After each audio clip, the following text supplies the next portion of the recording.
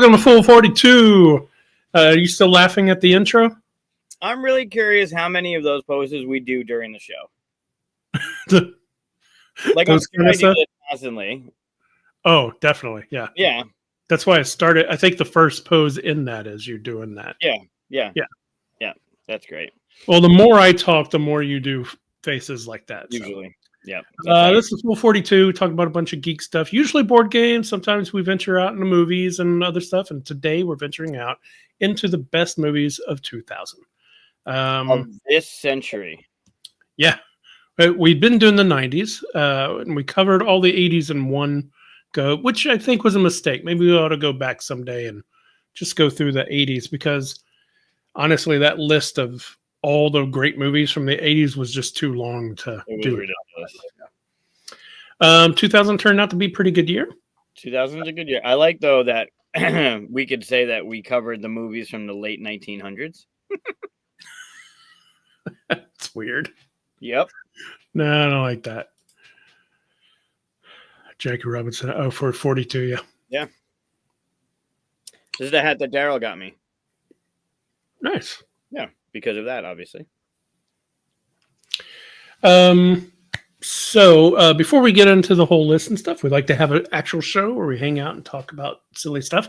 One of the silly things is we do announcements, and we do a Luca painting, and what else? Show and tell. I got some fun little stuff that I came across this week. Cool. So do you, I think. You had a show and tell, you said? I had a show and tell, yes. And that gives us time for all our friends to show up. Andrew. Hey. Oh, Arcane Season 2 is out? Ooh.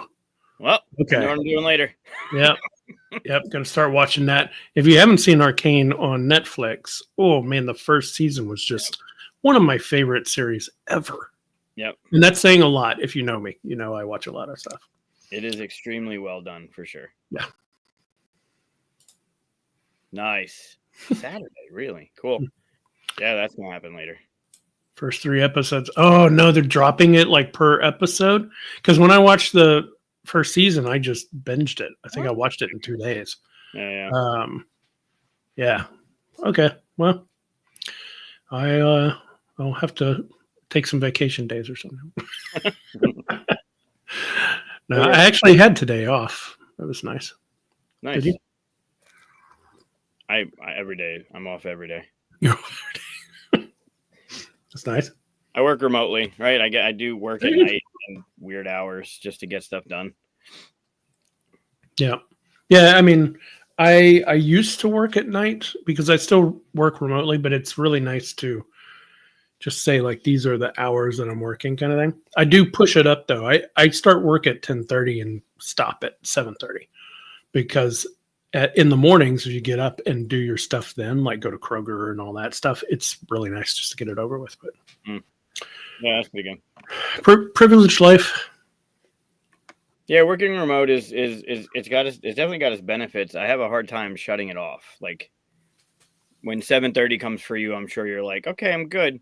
I can't. Like, I've set an alarm. Stuff. You set? I set an alarm. Oh yeah. I would snooze that alarm just like I do in the morning for like an hour. Oh, sure, you do. I mean, if you're in a test play or something like that, you go over. It's fine. But just so you know, got to balance stuff out. Besides, I've got other stuff like games and stuff that I'm working on that I can't work on during that time that I then jump on. Yeah, we were just talking about one right before. Right. Hey, Alan. Good to see you, buddy. Yeah, so today we're going to go over those movies. I also have a fun little quiz for you. I know you love them. Fucking shit. I think you have a chance for this one. This is, I've done several like this before. I think you have a chance for this one. A chance. One. No, I think a good solid chance of scoring well on this one because it is the first line said at the 42-minute mark for every Star Wars movie. Oh, man. Okay. See, and some of these are just like, it's obvious what it's from. So sure, yeah. There are a few that I'm just like, that's going to be trouble. But yeah, you say they're obvious because you know what it is. No, I mean, There's a few of these I would miss because of it just lands on Okay. a weird thing, but All right. yeah, there's some. Can't others. wait. Yeah. This will be great. We'll Again, do that after the list. sure. So let's jump into announcements while people are still coming in. Announcements. I have one. You have a new bug for this week. I do. Nope, not none. I'm not doing the bug thing. Come on, Steven even said I can't wait for this week's bug. It is Texas. I could do that, but I'm not going to do that. In fact, I cleaned out my garage today. Didn't see a single one. I don't know what happened. So it's good. That's a Good bonus. stuff. Means the poison's working. Sure. No, my announcement is that not this Friday, but the next Friday, the 22nd, I'm going to be running the Cardboard Alchemy show on Friday. Just me, as far as I know. I got to figure out what I'm going to do. Maybe I'll pull you in or somebody else. Who knows? Depends. I have to ask. You'll do what you normally do and wait till about 5 o'clock Friday night and put it together. No. It's midday Friday, so it's going to be hard to find someone else, or I don't know what I'm going to do. Maybe I'm just going to sit there and make faces. At night. Yeah. Fair enough. But that's my little announcement. I'm happy to jump in. Yeah. Well, we'll talk about it. We'll try to figure something out to do that'd be interesting. Maybe dragon related or space related because of Andromeda's Edge, or cooking related because you're fulfilling Critter Kitchen. Critter Kitchen. Yep. Yeah. Or possibly even Druid related because I'll talk about our game coming up. Whisperwood. Right. So cool. When I say our, I mean mine, my wife Erin's, and Brad Brooks. We all designed a game together that's coming out in Cardboard Alchemy, so I can talk a little bit about it. I've been told I can't share artwork stuff yet, which sucks. Okay. I know. There's only Viz Dev stuff right now anyway, but it's still pretty cool. Sure. That's fine. It's so exciting. I want to share something early. Yeah. But yeah, so that's my announcement. I know you have one because it's right behind you. Are you? Fundraiser. Yep. This Saturday starts at 10 o'clock in the morning. I just fucked up my setup. 10 o'clock in the morning. We're it's some really cool shit like planned for it. I don't know what I mentioned last week, but one of the things you'll be able to do during the day is donate, because it's a fundraiser for our local children's hospital through Extra Life. And one of the things you can do is donate to like reroll. So if you're playing a game and you fail, you can donate $1 and reroll or redraw or something like that. But there's 2 D&D one-shot campaigns going on. And one of the DMs created a chart off a D12 where you can do certain things like go invisible for a certain amount of time or whatever. And if you donate $5, you roll a D6. But if you donate $10, you can roll 2 D6s. And the stuff on the other side of the chart is like a little bit more of a buff. It's pretty cool. I need to do that for my own D&D game that I run. Just put a tip jar out for the DM. Yeah. Like, oh man, that's a bad roll. Just shove the jar towards them. Yep.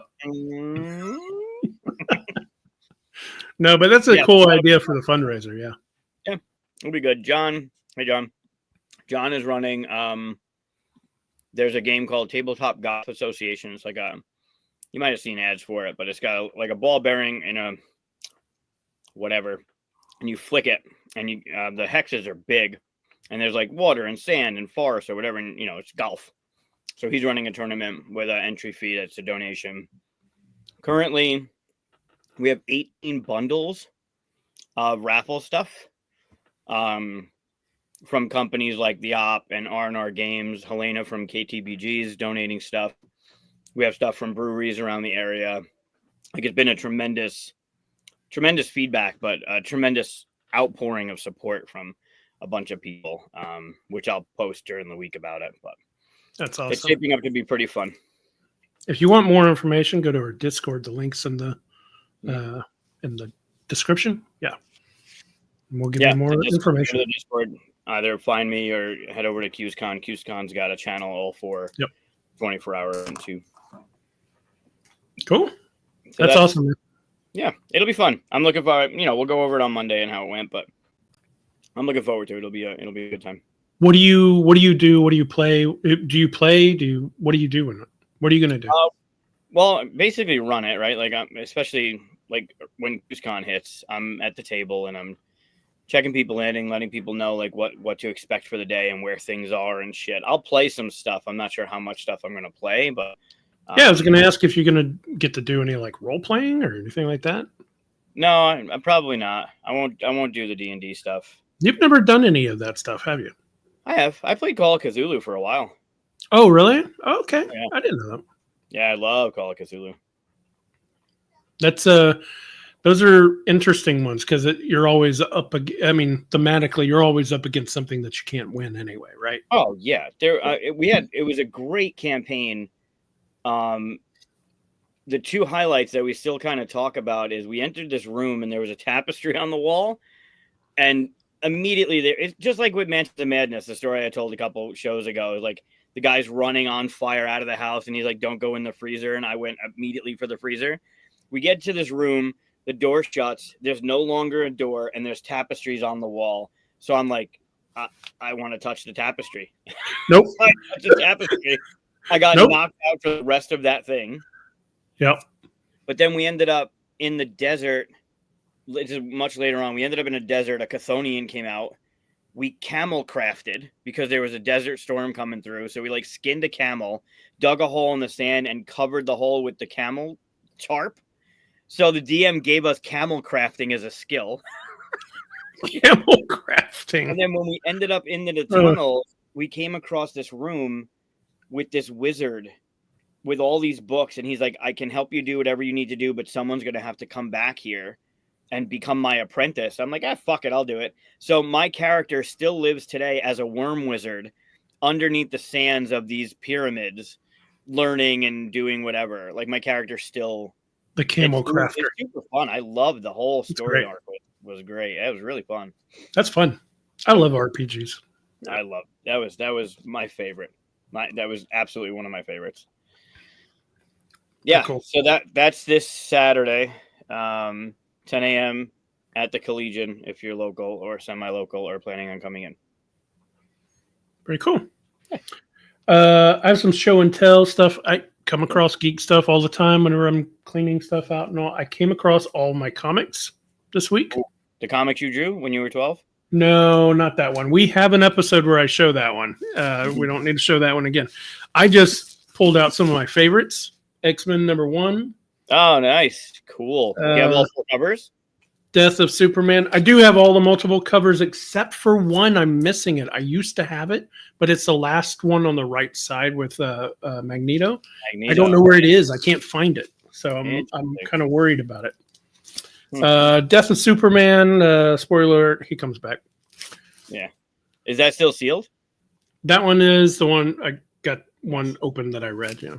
Nice. I used to, when they came sealed, sometimes I'd buy extra ones so I could read it, for Spider-Man. Oh, nice. That's a good Love one. that one. Yeah. I have all these upstairs in my closet too. First appearance of Deadpool, New Mutants 98. That's a great comic to have. That's worth some money. Yep. First Excalibur, not really worth that much money, but it's actually a pretty good first book. Huh. I don't know that one. That one has a little story to it. A lot of people know about that one. All those. I have that T-shirt actually. The whole Weapon X. I realized that I'm missing one out of that as well. Number, I think 74. So I got to go hunt down what happened to my missing ones. And first appearance of Psylocke. Oh wow, yeah. That's cool. Anyway, I get tons of them and stuff, but those are some of my favorites. I just kept out to show off. That's neat. Those are good. I gotta get my comics out. We can comic share. My show and tell is not as cool as those. No, Nowhere near it. No, the Like- story I have to go along with it is pretty cool, but my show and tell item is not. I could Definitely bring not. it down a notch because I also got Red 5, Nice. That's cool. and he came with 2 of the pit droids that Pelly has Yeah. from Mandalorian, and of course that little tiny one. Oh yeah. But there's 3 of these that Pelly has, and they don't make her character yet. If you look at my wall here, there's tons of they don't make her character yet. And I'm wondering if she's going to come with the 3rd one. Mm. I'll be very disappointed if she doesn't, because I want all 3 of them because they're like the Stooges, Did you get they have Shin as a character now, and they have who else? May. They have May, but I saw Shin as a normal 6, and then I saw May as a 3.5. I have. Hold on. By May, you mean Acolyte? Right. I don't have any of the Acolyte figures now. I don't know if they're going to do the normal 6.5, but I did see her as a 3.5 on a Acolyte backing. I saw pictures of them. I don't think they're out yet, or else I haven't found them yet. Cool. But yeah, I at least want the main characters from their soul and stuff like that, because I like the Acolyte. So Cal Naka would be neat to have too. Oh yeah. And Venestra would be cool. Yeah, Venestra would be neat. The Stranger, Quimmer. Even who is what's his name's apprentice? Jackie. Yeah, Jackie. She was one of my favorite characters. Yep. And for whatever reason, I was like totally invested in that little apprentice. I thought, oh, here's someone that I'm going to watch. Like they're going to be another series and all that. No spoilers, but well, there's the prequel, right, that they're doing in either comic or book, whatever that is. Sure. So, what's your oh yeah. So Saturday at the fairgrounds nearby, they had the holiday shops this weekend. So kind of to kick off the holiday shopping spirit. Not even Thanksgiving yet. I know. They had a whole bunch of crafty things and a lot of like local distilleries that are there and a bunch of like bullshit as seen on TV thing. But they had some cool crafty stuff. And one of the things you can do was meet Santa. Santa was there. Okay. So is there a picture of you on his lap? Not on his lap. I was standing next to him. Oh. So I'm wearing my Griswold jersey as I would. The kids are in holiday sweaters. Mika's got a Grinch thing on, and Luca's got a Bluey holiday one. And well, I guess 2 things. So we're all dressed up for it's the holiday shops, right? Okay. So mom's got some dumb shirt on, and I'm like, because mom's in town. I'm like, well, you want to wear one of my holiday sweaters? And she goes, no. I'm like, I'm going to pick it. You wear it. And she's like, absolutely not. I'm like, come on, just let me pick it. You wear it. And I have a bunch that she could wear. So I'm like, all right, look, I have one with a narwhal from Elf. She likes narwhals. So she's like, okay, fine, I'll wear it. And we get there, and the kids are excited. And like, you walking in, and a lot of the decorations are up, and you walk in, you see Christmas trees right in the middle, right, all decorated. Not a single fucking adult has anything holiday on. Not one. There are a couple kids I see because they're going to go take pictures with Santa, but not an adult in anything holiday themed whatsoever. A lot of Syracuse University shit. Nothing holiday related on an adult. Mom's walking around in this bright blue Christmas sweater that says, "Hey buddy, bye buddy, hope you find your dad," with a narwhal coming up from her That's stomach. great. Oh my God. She's like, I can't go far because she was walking up to me and I started laughing. She looked unhinged. Like it was like she escaped from a home. It was hysterical. That's funny. So we're walking and Santa's walking around and Luca sees Santa. So why is he walking around? He was just walking around saying hi to people. Oh, he wasn't sitting in his high chair or whatever it is? The picture started at 10:30 and it opened at 10. So we were there a little bit early. Oh.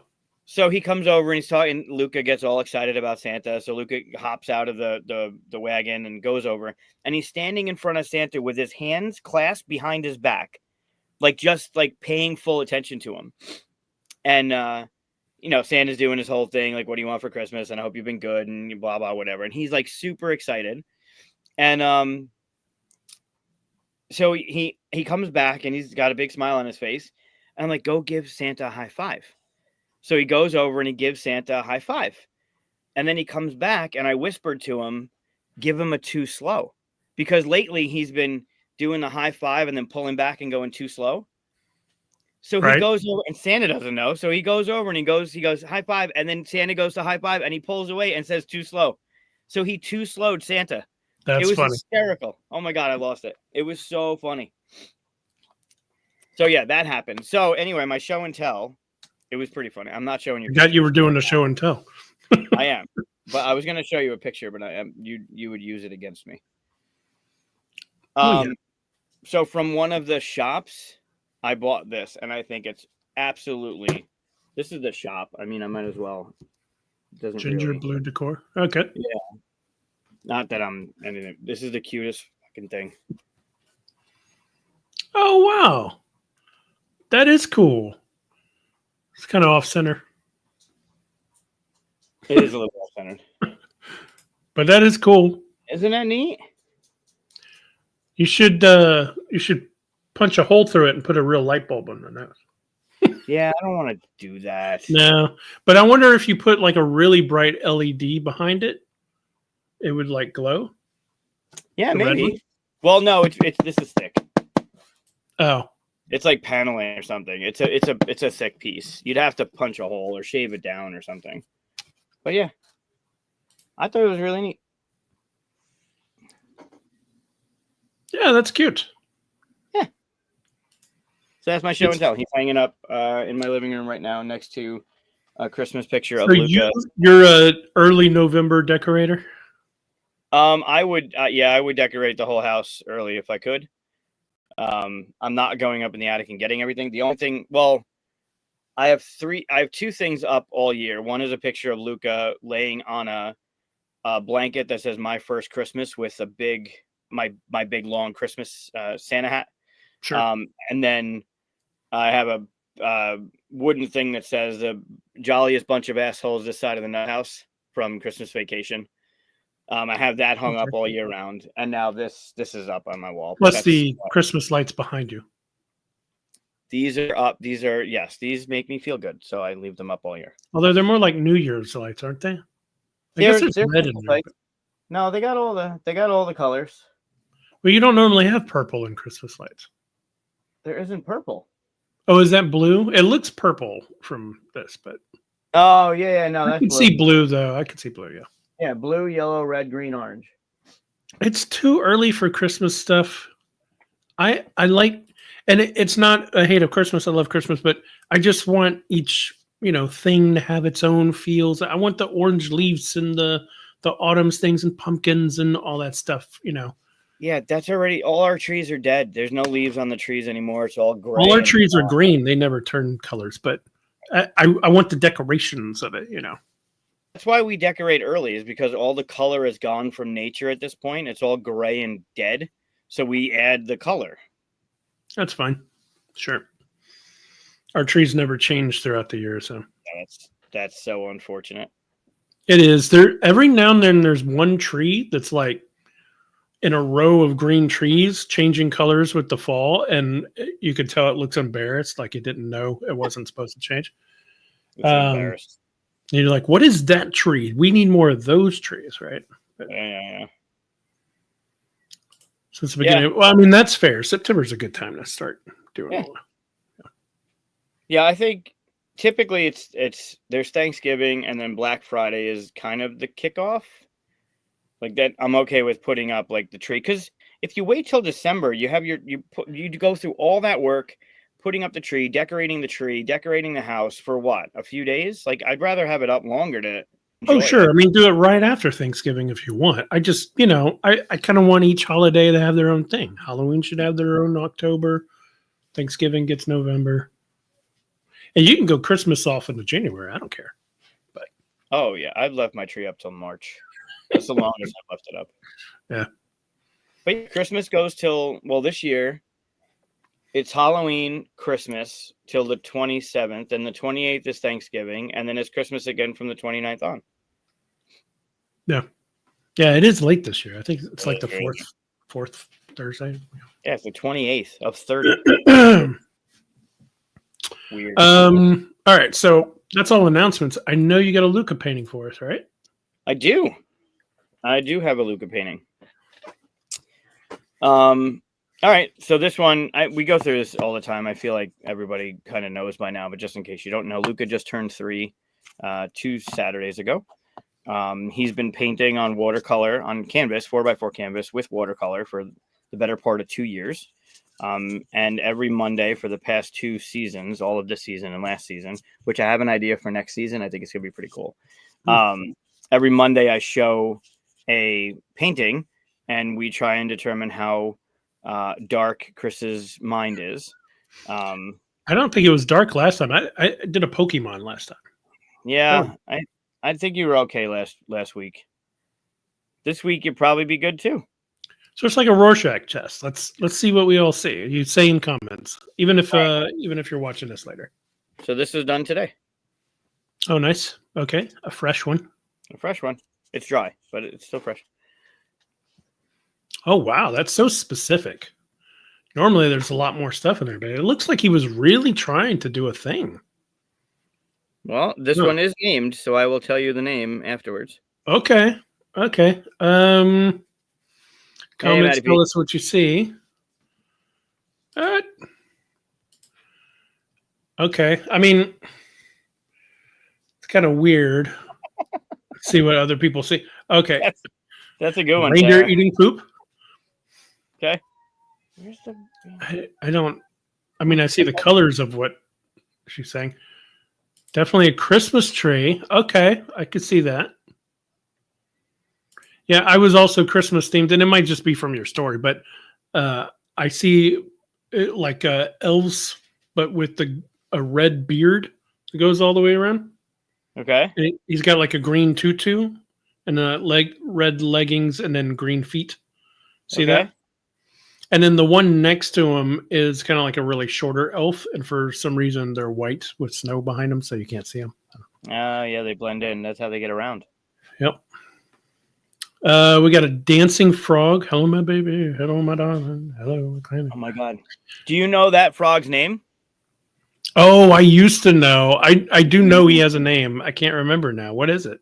I have a couple good go-to trivia questions. One we went over last time was the dog from Fraggle Rock. One of my other ones is the cat from the Smurfs. And that one of the frog is my other one. Yep, Matt got it. Nice. Torn apart elf on the shelf. Yeah, it kind of looks like the dog got the elf on the shelf, right? Hello, my ragtime gal. What was his name? The frog thing? Matt and Di got it. Oh, Michael J. What? Oh, Michigan J. Frog? Michigan J. Frog. How weird.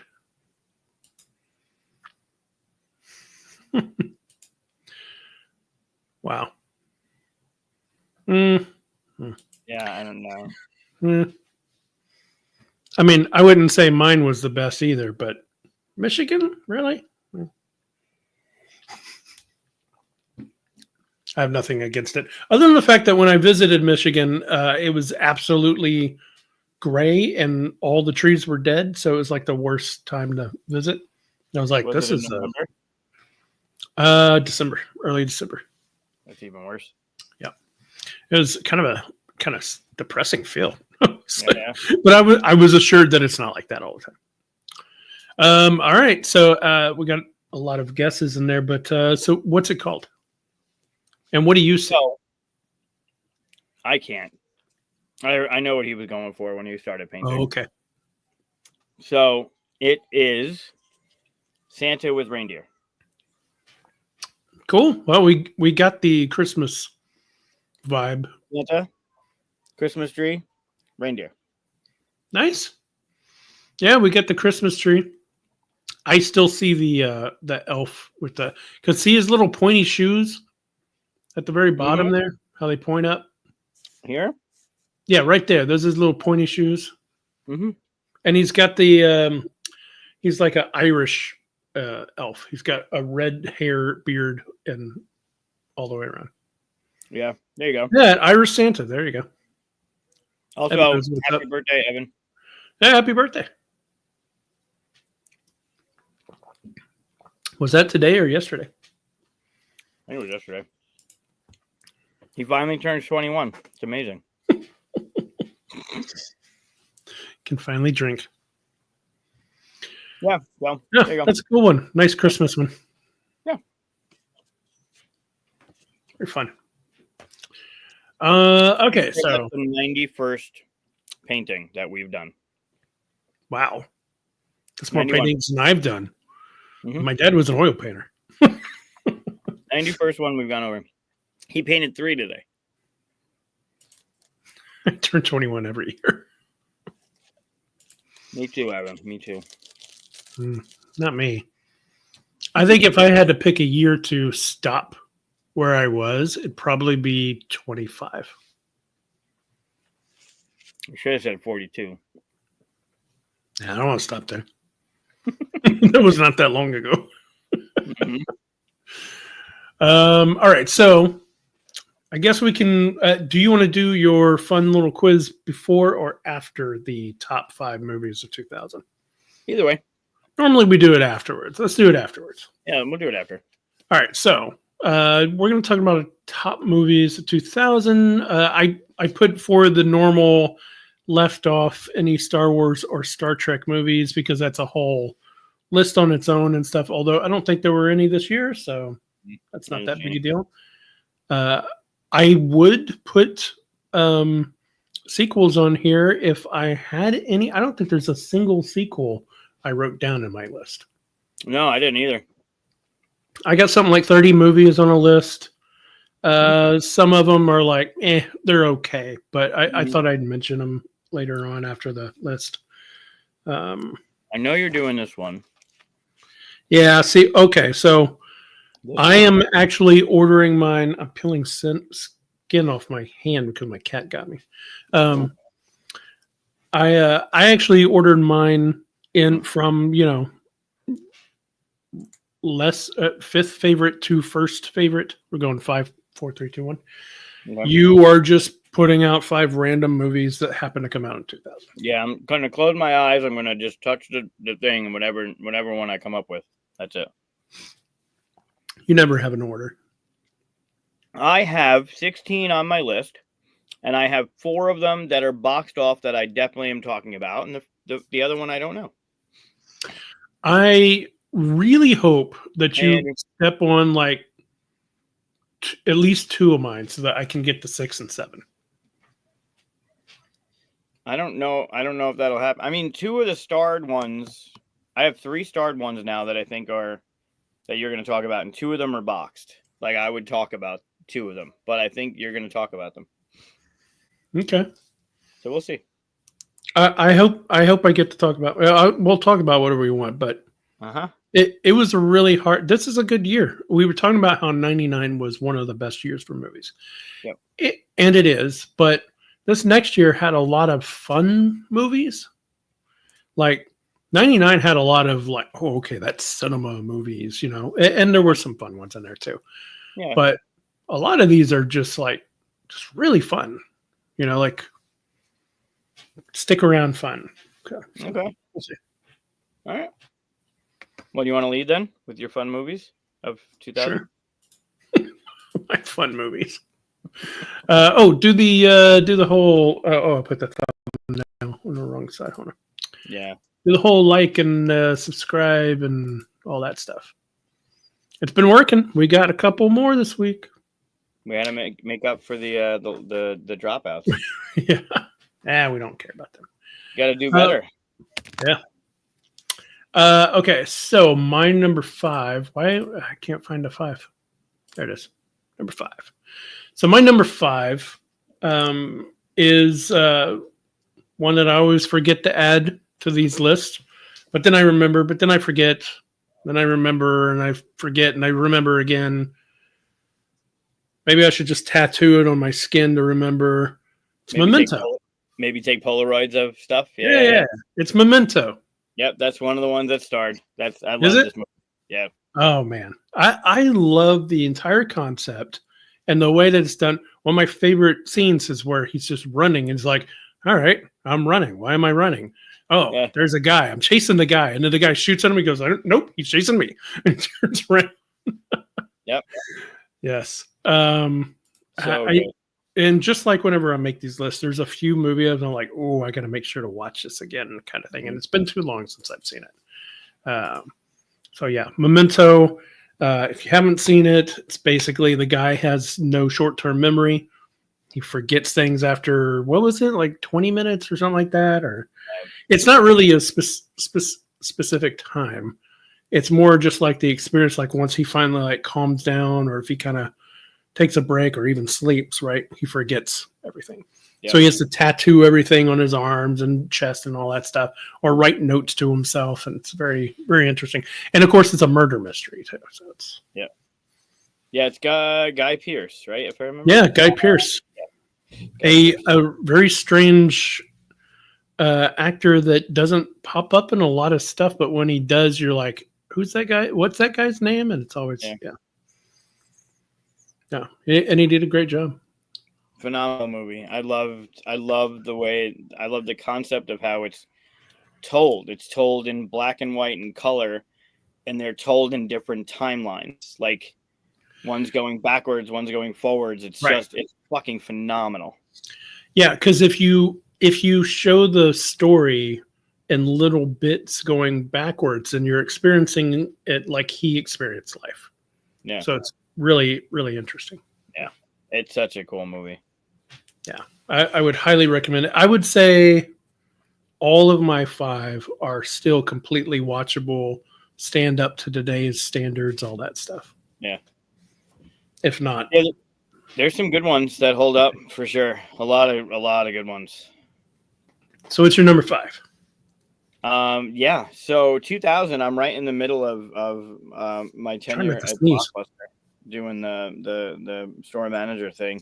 And there are a lot of coming off of 99 and a lot of movies hitting the shelves. Now there's a lot of movies in theaters that end up coming to video and DVD.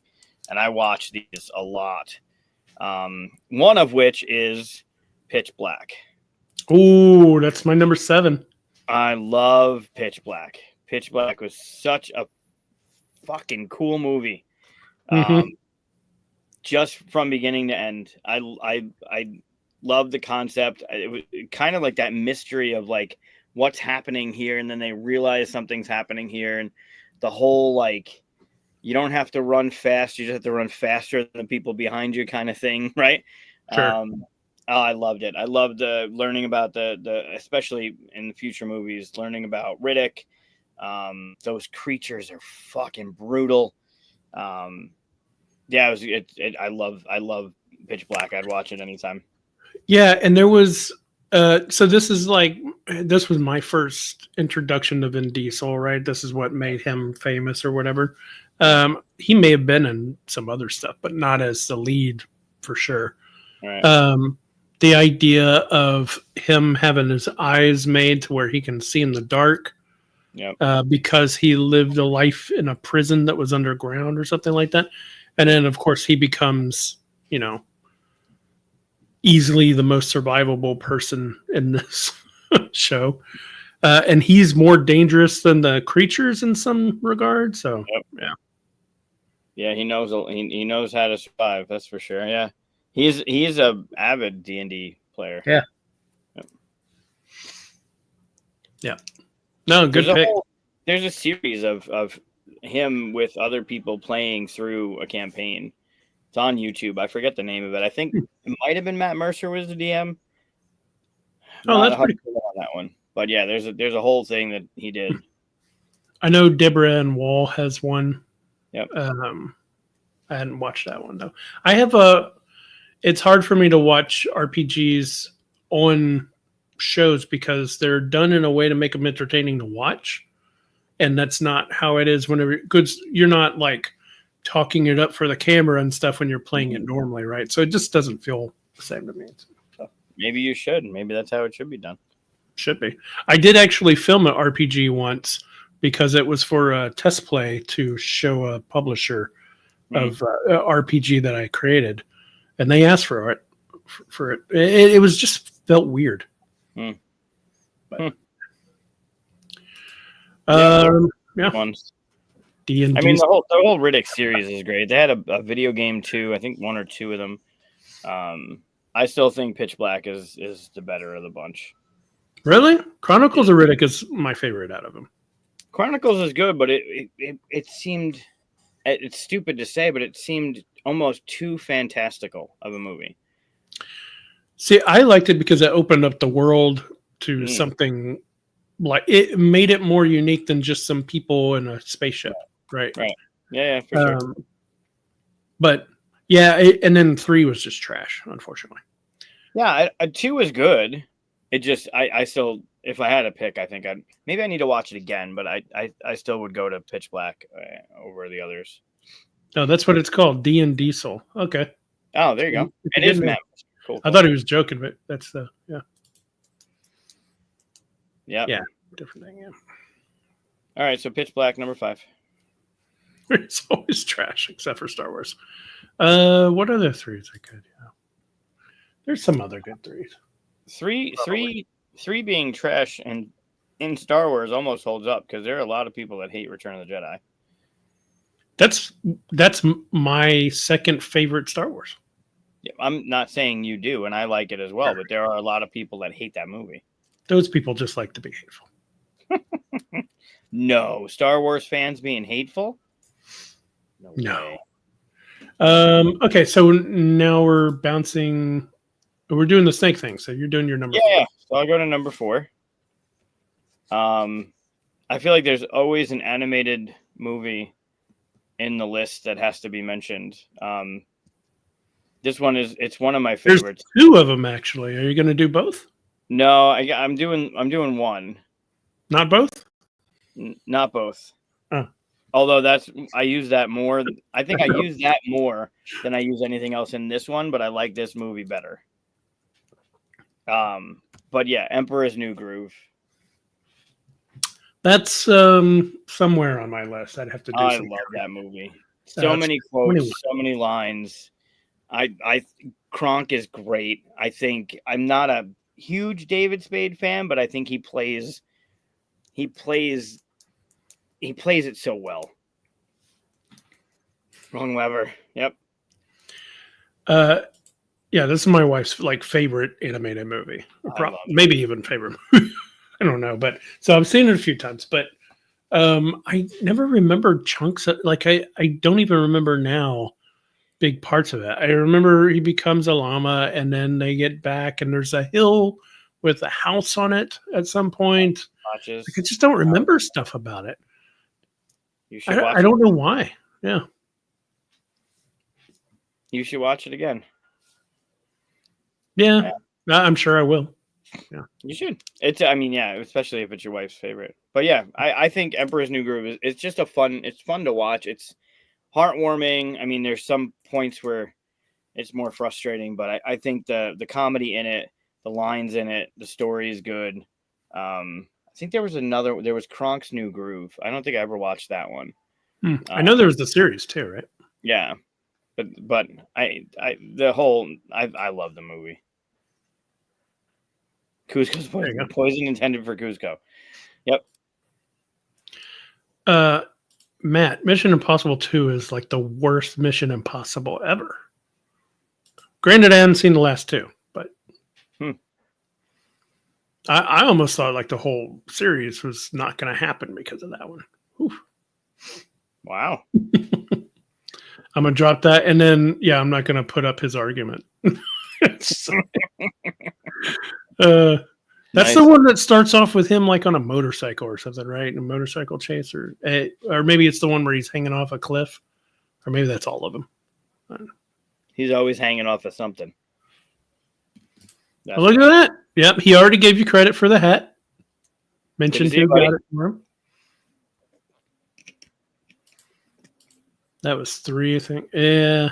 2 was the mountain. Yeah, that's Like he almost slips and dies, and you're like, well, the movie's almost over.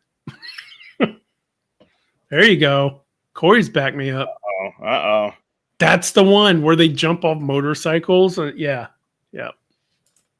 Anyway, this isn't trash movies from 2000. I'm sorry, Matt. You're more than welcome to have your opinions. Sorry. Yeah, no, I need to catch up for the Mission Impossible stuff. Yeah, I stopped a couple of them ago. I think I'm like 2 or 3 behind. So I like them though. Yeah. Once the 4th person build was out. Yeah, that was it. That was the line. Yeah. That's a different year. All right, so mine number 4. You can't top Emperor's New Groove. It's not going to happen. I mean, it's totally. They're not connected at all. Oh no, I believe it. There's no way. It's not animated. How do you talk about this movie? Well, yeah, it's American Psycho. So if you know the movie, you know it, and you know why it's hard to talk about it. I don't want to spoil stuff and all that, but it's kind of a serial killer in the '80s movie, but it's not what you think it is. No. Like like if you say it's a serial killer movie, you think you're going to watch something like Seven or something like that, but it's really strangely entertaining, and Christian Bale plays the main character, right? And there's not anything I can really talk about in the movie that would make someone go, "Ooh, I got to see that," without giving away a lot of stuff, I think. Right, yeah, that's fair. But there are just scenes in that's just fantastic, and it has nothing to do with horror in that the scenes are. Like, I'm not like, "Ooh, that was a great scene where somebody climbed out of a TV or something," right? Yeah. I mean, there's a scene where they're like comparing business cards and stuff, and even that is, yeah. Yeah. Yeah. It's a good one. It's a good American Psycho is such a just amazing movie. And it happened. So it was made in 2000, but it's supposed to happen like, I think 87, 88, something like that. I remember. But they had the big, he has to get the big giant phone in the car and all that and stuff. Yeah. But anyway, I go back to especially like the Huey Lewis in the News scene and all that stuff. I go back and think about that sometimes. It's just hilarious. Yep. Yeah, it's great moments for sure. Yep. So that's my number 4. Not on your list, huh? You didn't have that starred? Not one. No. I watched it, I think maybe twice. And it was good. It just never, I didn't want to go back and watch it again. I think those moments were like, they're just classic and like they made an impact, but then I was good. That's fair. So then we'll talk about my number 3 since we're doing the snake thing. Right. And this one has got to have your star on it. You have to know this is on my list. It's Unbreakable. Yeah, I was gonna. Yeah. It's one of 2, but definitely Unbreakable. It's got to be on there, right? Yeah. And have you seen the other following movies after that? Glass and I saw Split. I didn't see Glass. Oh, Glass is really good. It's not as good as the first, or even Split was really fascinating, but it's still good. You should see it to finish off the series, right? Yeah, I do have to. But yeah, there was something. Yeah, you should see the follow-ups. They're really good. Because the idea of Split being part of it and stuff was not known or advertised at the time. Right. So when I saw it, I didn't know. Right. And now it's, unfortunately, it's just a thing that everybody. It's even advertised as part of the series and stuff. Yeah, If you get the DVD or whatever, it says it. It's on yeah, there. that's free. Yeah. But yeah, secret sequel. It was fascinating, and I was really because I was a big fan of Unbreakable. So Yeah. So speaking of Unbreakable, I love like the scene where he's walking away from Glass. Mm-hmm.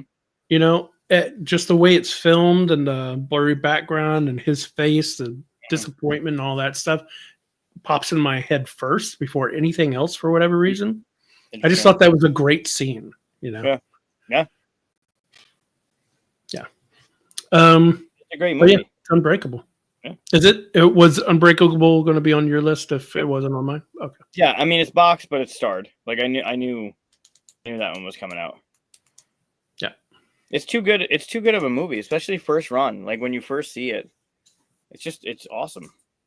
Yeah, I mean, you just don't know what you're looking at when it's not a superhero movie, but it's about a guy who apparently finds out that he's not immortal, but invulnerable in a way.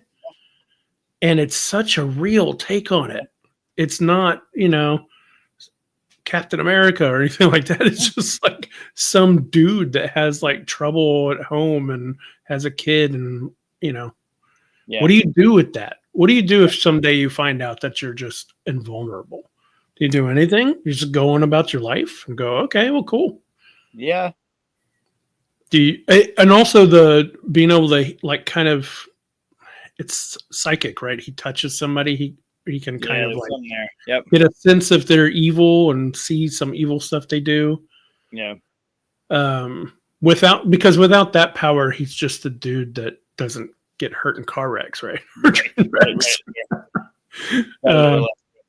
Yeah. So you have to put that little part there where, because now, if you're invulnerable, let's just say you were walking through, a train station and you're invulnerable and you brush up against somebody who you see as a serial killer, what do? You can't go to the cops. I mean, maybe you can call the cops a couple times or something, but yeah, what do you do? Like, you wait, I'm invulnerable. I could do, and pretty strong, right? So, yeah. No, I just thought it was an excellent movie. So, yeah, it was very well done. All right. So what's your number 3? Good pick. Maybe you'll get my number 6 with your number 3. No, I know this one's definitely not on your list. What? No. Hold on. I bet you it's that one. I'm gonna say that one. No, you wouldn't pick that. You wouldn't. I know I can hold on. You wouldn't pick that for a very good reason. Well, I don't want this to end up being my number 1 though, because you'll make fun of it being number 1. All right, so for my number 3. Best superpower, pretty strong. He's not Superman strong, but All right, my number 3, especially with Lucas painting and my little reindeer show and tell, I'm gonna get back into the holiday spirit. I know this one isn't on a lot of people's lists and not many people like it, but I watch it every year. I really enjoy it. It's Jim Carrey's How the Grinch Stole Christmas. Really? Yeah. Yeah, you're right. It's not on my list at all. No, not on a lot. I know he's a tough pill to swallow in that one, but there's so much fun in that movie, and there's so many good moments for a holiday movie to be able to watch that and just like to have it, I don't know, just change your mind a little bit while you're in the holiday spirit, right? Like the whole, it doesn't need to be materialistic. Maybe it didn't come from a store, like the Dr. Seuss stuff that gets you. I know it's Jim Carrey, but there are moments that still make me smile. Like it makes me laugh when he does some of the things throughout that movie. It's not that great, but for a nostalgia reason, and it's a holiday movie that's in my list. I watch it every year, multiple times a year. I think because I was such a huge fan and nostalgia for the original, right? When this one came out, it was just a big miss for me. Yeah. But and that's the thing about holiday movies is some are good for you and some aren't. And whenever it does hit, it creates all these moments and memories and stuff for you. So yeah, The cartoon, the original was good, but it was just weird. It's like have you gone back and watched like the Great Pumpkin, Charlie Brown, or Yeah. like they're just so drab and like there's just a time for them, and they don't land for me anymore. Where this one at least it's fun and enjoyable, and there's tons of lines and quotes throughout it. I love it. So I mean, there's an interesting thing about those old movies, the Charlie Brown ones and stuff. Those are movies that you could put on while people are opening presents or eating Thanksgiving dinner or whatever it is, because they're so slow, but you kind of want to see little moments, right? But they are really slow and long. Yeah. But it's almost like they were made for that. Sure. And so I appreciate them for that reason. Now, have you seen the newest Grinch? I think it's just called The Grinch. The one with Cumberbatch? The 3D one. I haven't watched that one yet. Oh, man, that is so good. It is. Yeah. I watch it every year. It's amazing. That's good. They did such a good job with it. And it's a new take, of course, all that stuff. It's really, really good. Yeah. I want to watch it. I like the story. I like the stuff. They are. They really are. They're not depressing. They're so depressing. Snoopy is my spirit animal. I know you can't say that, but or, you know, you might, whatever. Yeah. I love Snoopy. I should get there's a scene in the Grinch, Jim Carrey's The Grinch, where he's mocking Ron Howard. So when he puts the thing on Max and he puts the nose and he comes out and he's got his little like whatever USS thing on, and he's doing like this Ron Howard director thing to Max, and Max pushes off the nose, and he said like something about how you reject your own, like that whole thing is a mock on Ron Howard that he improvised. That's funny. Yeah. Yeah, and I like Jim Carrey. I have no issues with Jim Carrey and all that stuff. It's just not what I wanted in a Grinch movie. So, you know, that's a subjective thing. So, yeah, it's different. I like the idea that it's all happening inside of a snowflake, like the whole like the Grinch. I don't know. There's a lot with it. That's just fun. Like if I'm going through this list, I'm like, I want to watch it now. I want to go put it on and watch it. I'm going to go watch Arcane. This year, go watch The Grinch. I mean, also watch them both. Yeah, sure. But no, I want to watch the new one. And I bet you Luca and Miko would like them. I'm sure they would. They'll enjoy it. Any cartoons they enjoy. They're watching Trolls right now and they love it. All right. I'm not besmirching. Who would have been a better Grinch? I don't think they should have made a live action Grinch. I'm not saying he did a bad job at all. I'm just saying the movie overall I wasn't a fan. So that was your number 3, right? It was, yeah. And so you're going to your number 2. I guess I have to, don't I? That is how numbers work. I don't know what I want to do. If only you had a list. But there's a couple. There are a couple that are like. You should know what 2 are left on my list. I know one. For sure. I'm assuming this one, but I don't know if you would do that one because it's. I mean, it's. I won't say anything. I want to do that one, but only for one reason. And that one's more. All right, I'll talk about Frequency then. Frequency?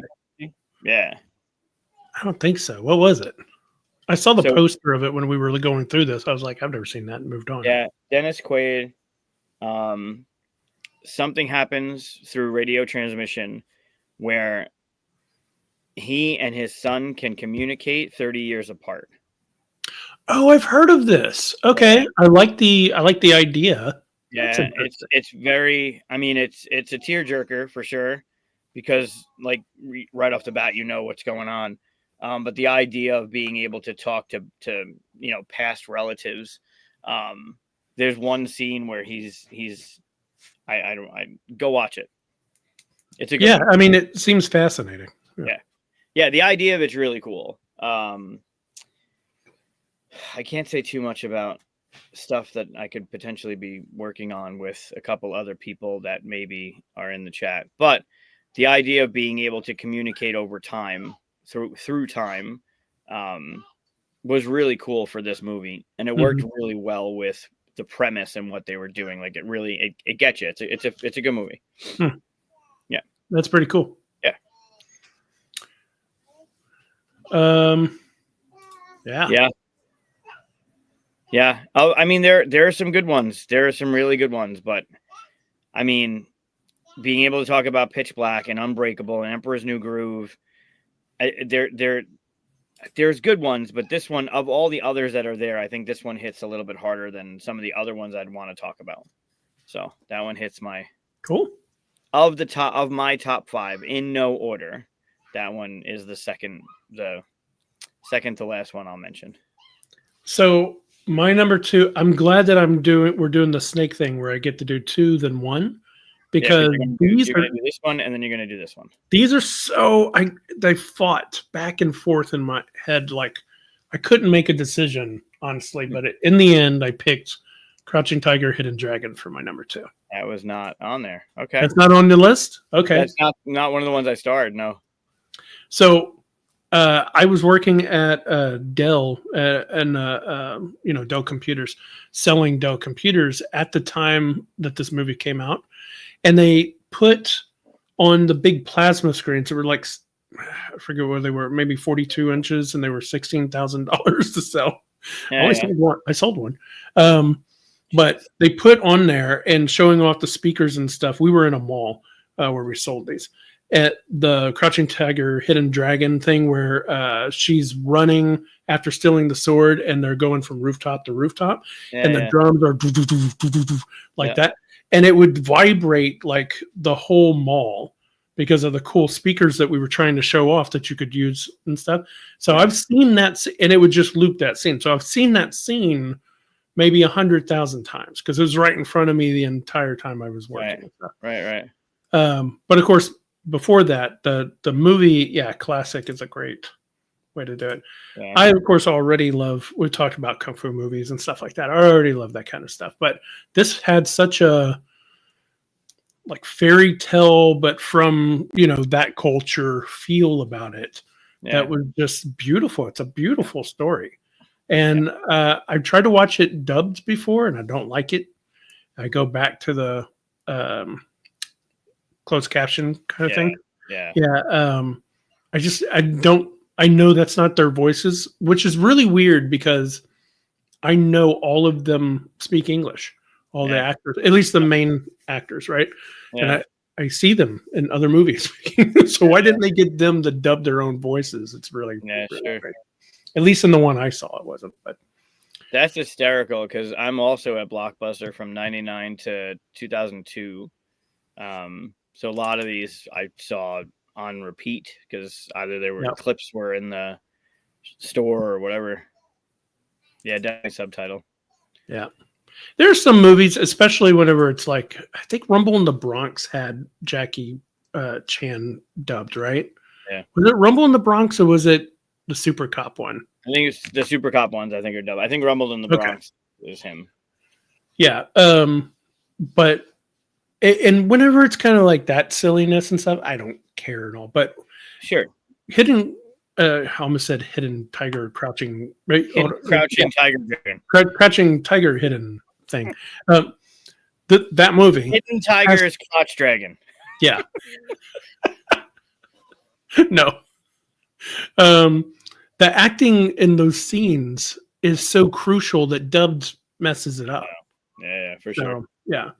But such a beautiful, it was such a beautiful. Beautifully done movie too. Like the cinematography of that movie was so it hit, it punched, like it was visually amazing. Yes. Yeah. And I was kind of excited whenever I saw it because I was hoping that would open up more movies to come afterwards. And there were a few that were really good after that also, had their own moments and stuff. But they never matched that, and I wish there was more that happened from it. But unfortunately, I think what Hollywood took from that was like, oh, people really like wire fighting, and just put it in other movies. That's not what made this movie beautiful, right? It was the story that was really told and everything. So I kind of want to watch it again now, just talking about it. Well, a lot of Jet Li movies started coming out too, and there were a lot of wires, right? And that's what I think separated. Yeah. Although Jet Li was amazing, I think that's what separated me from him from me and Jackie Chan, because Jackie Chan's jumping from rooftop to rooftop and jumping through stuff, where Jet Li was on wires. And a lot of those movies were great, but it took me out. Where Crouching Tiger, it was wire fighting, but it was done in a legacy style where it was like, yeah, this happened. Of course they ran up bamboo trees. Like, it just made sense. Yeah. Yeah, it all fit very well. I will say, Matt, I know that you watch TV while working. So you have to listen to the subbed version. Maybe you didn't whenever you were watching this, but yeah.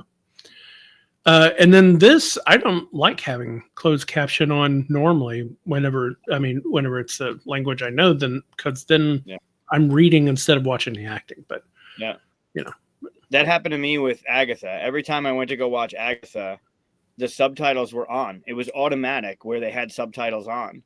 And it drove me nuts because I found myself reading it, so I'd have to pause, and then I'd wait and went back to play, and they would go away. I don't know why it happened that way. That's strange. I didn't get that. It wasn't a setting. It wasn't like I had the setting in there. When I hit play for the new episode, it would automatically have subtitles on. And if I paused and waited and then hit play, they went away. That's some kind of weird glitch you got. Yeah. Oh, drove me out. I found out recently that if I turn on closed captioning on Disney Plus, then my Hulu also turns it on because they're connected now. Like, that's a weird thing to do. Yeah. That is odd. But yeah, so that was my number two. And then my number one, like I said, they were hard to. Now, this one must be starred by you. You must know what this one is. Yeah, it's probably the first one I wrote down when I thought of movies from this era. Actually, I bet you it's not. Because it's not what you would think. It's not. No. I didn't know. Oh, okay. Well, then, like a weird sequel's coming out for it. It's Gladiator. Yeah, for sure. Gladiator is such a beautiful movie. And it's gorgeous. The action is wonderful. But even that, the story is just... It's like this... You knock this guy down to nothing and then watch him slowly build himself up to a point to where you can finally do it. And it doesn't even feel like a revenge movie, right? But it kind of is. But yeah, it's got to be Gladiator. I know they're coming out with a sequel soon. I don't know. Maybe it'll be good. It should be good. It's still what's his name, so it should still have that drive behind it. Yeah, I kind of wish they would just do another story in that time. Like, why do you have to connect it to the Gladiator? I don't know. How connected is it though? It almost looks like it's just a reboot. No. I think it's a separate story. I think it's called Gladiator because it's following a gladiator. I don't think it's supposed to be him. Right. It's not a reboot because there's a scene in the trailer where they talk about Maximus. So he did this and this, right? Right. But I don't know. It doesn't feel like a sequel either because it doesn't have all the same people, right? It's not. I don't know. It's a little weird. It feels separate it feels like it's connected for no reason. And maybe there'll be more. I'm just talking off what I see from the trailer, but yeah. Well, maybe it'll connect it more, and they don't want to let people know now. But like, that's how I kind of felt with Ghostbusters when they were redoing Ghostbusters.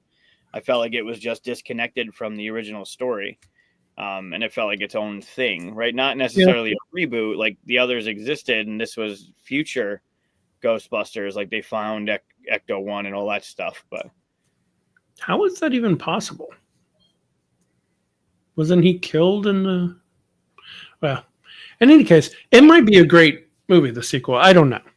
I'm going to try not to judge it beforehand, but Anyway, we're talking about the original one, and the original one was fantastic. I'm sure most people have seen it. If you haven't, go check it out. It is not. It's not like a war movie. It's not overly. I mean, they could have gotten much more gruesome, gross kind of stuff, with it. And I don't think it is. It is what it is because it's gladiators fighting in an arena for a chunk of it. But yeah. It's not. They could have gone much more worse for it. So, yeah, Denzel. I haven't seen Denzel doing like big movies in a while. He's been doing the what's it called? Not the Executioner. The Equalizer. Equalizer. That's what it is. Those are good. Yeah. It is unfortunate that Gladiator is only your number 2, though. No, I said it was my number 1. The show says it's your number 2. I didn't hit the thing, did I? Gladiator is my number 1. There you go. Yeah, Gladiator. They're very like I consider myself to be an emotional person. I react on both ends of that spectrum. But there are very few movies that have made me tear up, let alone cry. And that movie did it. Like when he gets it in the like between the ribs, and you feel like that gut punch that happens in that movie with everything that's building up and everything he was taken away from him and all the shit he went through. And then you had that happen and you were just like just crushed. It was really, really well done. Yeah. And the soundtrack was really good. Yeah. That was so unbelievable. So this is my number 1, and you had that one starred for me? Yeah, for sure. Yeah, I think I got all 3 of the ones I had starred. You hit Memento, Gladiator, and Unbreakable. I had star on all 3. So what's your number 1? Yeah, so it's tough because there's a lot that are like they can be, but I think it's not necessarily my number 1. I still think Pitch Black and Emperor's New Groove would be better. It's not X-Men. No. It's actually The Patriot. Yeah, you talked about this. When did you when Braveheart was one of them. You said you like this one better. So I thought you'd have this on your list. It's a good movie. Mm. Like it's an enjoyable movie. It's shitty what's going on, and you have that whole rebellion thing happening. But I think what tips the scale for me is the bad guy.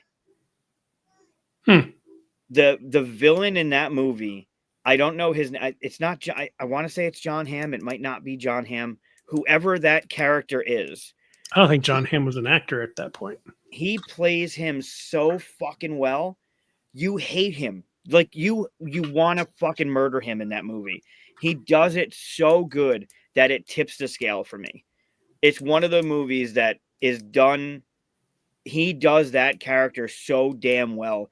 That Jason Isaacs, Colonel William Tavington. Yeah. Isaacs? Yeah. Jason Isaacs. Yep. He is unreal as the villain in that movie. And he makes it. Mel Gibson's fine. The story is fine. Like, you feel bad and you have the moments and you go through the whole. Yeah. Mr. Malfoy. Yep. He is so good in portraying that guy as the asshole that you forget you're watching a movie because you're just enraged by what he's doing. He does it. He's such a bad guy that even the other English people are like, yeah, the little side eyes they give him for what he's doing. He's such a dick in that movie. He does it so well, and it makes that movie better for his character alone. It's a fine movie. It's good. He makes it great. I'll say this. I mean, I like the movie a lot. I've seen it many times.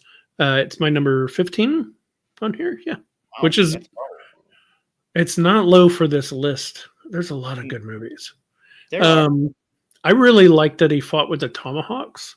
Mm-hmm. That was really fun to see. That I hadn't seen someone fight like that style in a movie up to that point. And that's pretty cool. Yeah. I'm thinking about making my next D&D character fight like that. Two-handed weapon. You're going to make your next DVD with tomahawks. Yeah. Yeah, that'd be like the lightsaber kid thing, but with me with tomahawks. Yeah, without him or without that impact of him, I think the movie would be fine. But because it had such a lasting impression on me watching that movie because of what he brought to that character, that it tipped it for me. But It is. I mean, Gladiator would have been, of all of these, Gladiator would be my number one movie for sure, without a doubt. It is interesting that the movie starts off with him like, I don't want to be involved in this. Yep. And then it becomes a revenge thing. Yep. But then it, just like Braveheart, then it becomes more about a fighting for something that matters to him kind of thing. So it's a fun journey. Yeah. Or a good journey. Sure. Yeah. Good pick. I imagine, I thought it would be on your list because the way you talked about it before. Yeah. I could have started that one for you. One. Now, the comments here have talked about a few that we haven't put on our top 5, but they should be mentioned. Obviously, I brought up X-Men. Huge movie. I've probably seen X-Men more than I have seen the other ones combined, honestly, because of, geek, whatever. Well, it's the better of the bunch, too. I actually really like 2. 2 was really good. Okay. Remember 2 being good? I mean, 3 wasn't great, but 2 had Nightcrawler in it. I love Nightcrawler. Yeah, Nightcrawler was good. It was good. I think 1 had more of an impact because it was the first one. Sure. 2 was good. 3 was forgettable. Yeah, I'd agree with that. But there's some stuff in 3 that was kind of interesting. But I mean, there's also like one of the main bad guy henchmen's, his ability is to be a porcupine. Yeah. like he kind of flexes, like clenches, and then little needles come out. Yeah. And at one point, like he goes to this woman and goes, "Oh, it'll be okay," and hugs her, and then like that and kills her. I'm like, seriously, that's how you can kill people? That's the only way, is to hug them? Yep. It's like you would be more effective with a gun. Yeah. And there's a lot of mutants in that one that would just be a lot more effective with a gun. Like there's a guy who's blue and sticks to walls and he dies immediately. It's hilarious. Yeah. Even Magneto's just like, let the pawns go first. Like let those useless mutants was go. Was 1 the one with Toad? Toad was in 1, yeah. 1, yeah. That was great part, yeah. Yeah. Yeah, that's the better. And he was fun. He even had the pole thing that, I remember seeing it in theaters, and when he reached in the elevator shaft, when he reached and got the thing and did the twirly whirly, and then he gave like the camera a little bit of a look. Yeah. Like, oh, I know what's going on. That was so good. X-Men 1 does have one of the most like cringiest lines, I think, delivered by Halle Berry, which she says, "You know what happens to a toad when it's struck by lightning? The same thing that happens to everything else." I'm like, that's a stupid line. that's not a gotcha or clever or anything. And then she strikes him with lightning. Like, why don't you just strike him with lightning? This is a bad line. I don't remember that one. That was my number 6, though, X-Men. Yep. It's a good one. Castaway was talked about in comments. Castaway is great. You feel so bad at the end. But then good, because the whole package thing, and maybe he goes back and talks to her and all that, Well, like when I remember him going to the house. Right. And them being like, oh, whatever. And you feel like, do you even know the shit this guy just went through? Right, but what's she supposed to do? She's already married and all this other stuff. Like, Sure, I know. But you're just like, you're set up for something, and then you feel like, oh, what a bitch. Like, no, what? I mean, she's in an impossible situation, but I mean, but they ended on a good note with the whole package thing where he goes, yeah. So I thought it was good. One of my favorite scenes is whenever they throw like a party for him whenever he's rescued, and the food is seafood. Yeah, and he's just looking at it like, really? Yeah. Yeah, that one scene with Wilson where with the waves just going, like you're like, oh, his only friend. I never knew I'd be sad about soccer ball. Like volleyball. that's good acting. Yeah. To make you Yeah. feel Yeah. bad about the soccer ball. For sure. It was a volleyball. Miss Congeniality is a Really? fun movie. Yes, Yeah. that's on there. That's fun. Have you I not would seen that never take recently? you for a Miss Congeniality fan. It's a fun one. It We is, like for sure. Yeah. So much fun that they made a second. Which was okay. Yeah. But the first one's really funny. First like one's Sandra. good. Sandra Bullock. I do like Sandra Bullock. Has William Shatner in it. It does. And Candice Bergman, I think. Who was the Yeah. guy? I can't remember who the guy is. It's been a minute. Anyway. But yeah, anyway, that's a fun comedy movie. I think still holds up. Snatch Yeah. was talked about in comments. Yeah. I have a story I can't talk about on YouTube about Snatch, but I'll tell you. Ask me about it some other time. I don't want to know. They'll take the show down if I say too much. You're talking about the movie? Or you're talking about the movie. Yeah, the movie. Yeah, the first time I saw it. Okay. I don't know. I've never seen that. Benjamin Bratt. Oh, yeah. Benjamin.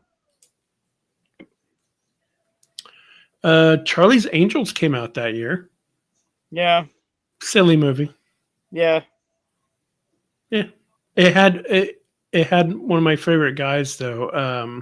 I love seeing him. He played Hammer, Justin Hammer, and what's his name? I can always never remember. We just talked about him from Galaxy Quest. Yeah. I can never remember his name, but he always sneaks in dancing in like almost all his movies.